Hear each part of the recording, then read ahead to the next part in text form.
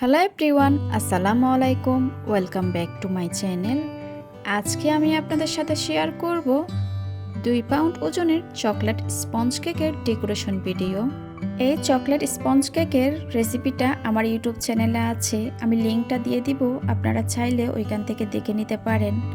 অবশ্যই আমি আজকের ডেকোরেশন ভিডিওটা খুব ডিটেলসে দেখানোর চেষ্টা করেছি। আর ভিডিওটি যদি ভালো লেগে থাকে প্লিজ একটা লাইক দিবেন। এখানে আমি 2 পাউন্ড ওজনের একটা চকলেট স্পঞ্জ কেক নিয়েছি। আমি এটা 2টা ভাগে স্লাইস করে নিচ্ছি, আপনারা চাইলে 3টা করতে পারেন। দেখুন কেকটা কত সফট হয়েছে, আপনারা অবশ্যই দেখে বুঝতে পারছেন কতটা সফট হয়েছে কেকটা। কেকটা ডেকোরেশন করার জন্য আমি বোর্ড নিয়েছি 12 ইঞ্চি। সামান্য পরিমাণ বোর্ডে ক্রিম দিয়ে কেকের একটা স্লাইস বসিয়ে দিয়েছি।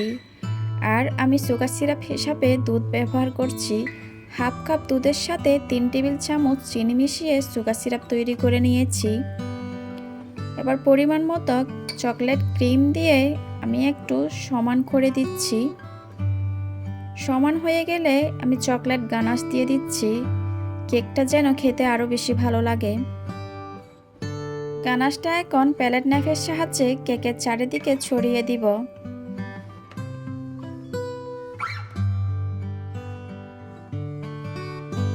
এবার কেকের দ্বিতীয় স্লাইসটা বসিয়ে দিব, একটু চেপে দিব যেন কেকটা নড়াচড়া না করে। আবারও আমি সুগার সিরাপ ব্রাশ করে দিচ্ছি।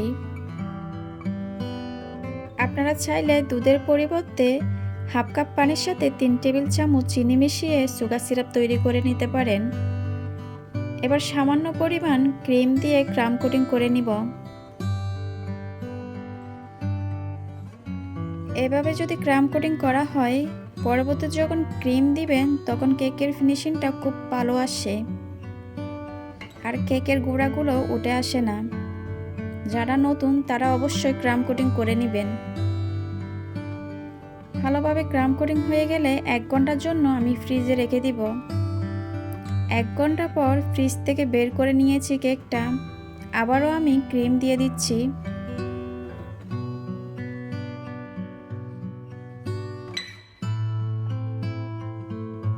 এই পর্যায়ে ক্রিমটা আমি মোটা করে দিব কেকের চারিপাশে।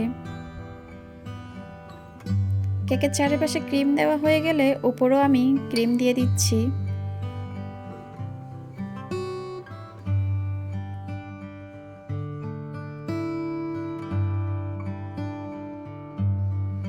এবার যতটুকু সম্ভব প্যালেট নাইফের সাহায্যে স্মুথ করে নিব। যতবার আমি প্যালেট নাইফের সাহায্যে স্মুথ করে নিব, যে জায়গায় দেখব ক্রিম একটু কম হয়েছে ওই জায়গায় আমি আবারও ক্রিম দিয়ে দিচ্ছি।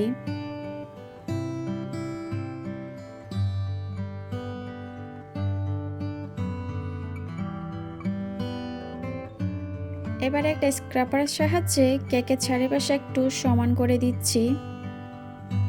আপনারা যেরকম স্ক্রিনে দেখতে পাচ্ছেন, কেকের চারিপাশে সমান হয়ে গেলে প্যালেট নাইফের সাহায্যে উপরে আমি স্মুথ করে নিচ্ছি।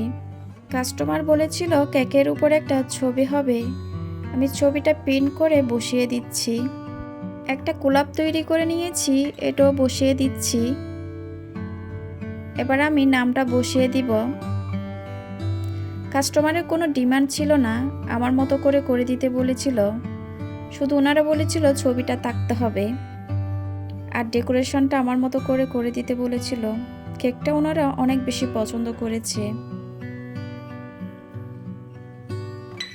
নামটা বসানোর পর এবার একটু চেপে দিয়েছি যেন নড়াচড়া না করে। এবার অফ ক্যামেরায় আমি কিছু ফুল তৈরি করে নিয়েছি।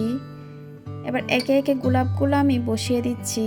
এই গোলাপগুলো কিভাবে তৈরি করা হয় আমার আগের ভিডিওতে আছে, এজন্য আমি আজকে দেখাই নাই, ভিডিওটা বড় হয়ে যাচ্ছে।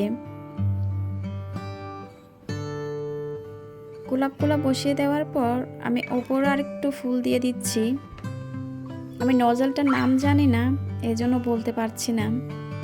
আমি অফ ক্যামেরায় কিছু সুগার বলও দিয়ে দিয়েছি। আমার কেকটা কমপ্লিট হয়ে গেছে। আমার ভিডিও ভালো লাগলে অবশ্যই আমার চ্যানেলটা সাবস্ক্রাইব করবেন। ভিডিও রিলেটেড কোনো কোয়েশ্চেন থাকলে সেটা আমাকে কমেন্ট সেকশনে গিয়ে কমেন্ট করতে পারেন। আজকের মতো বিদায় নিচ্ছি। সবাই খুব ভালো থাকবেন। আল্লাহ হাফেজ।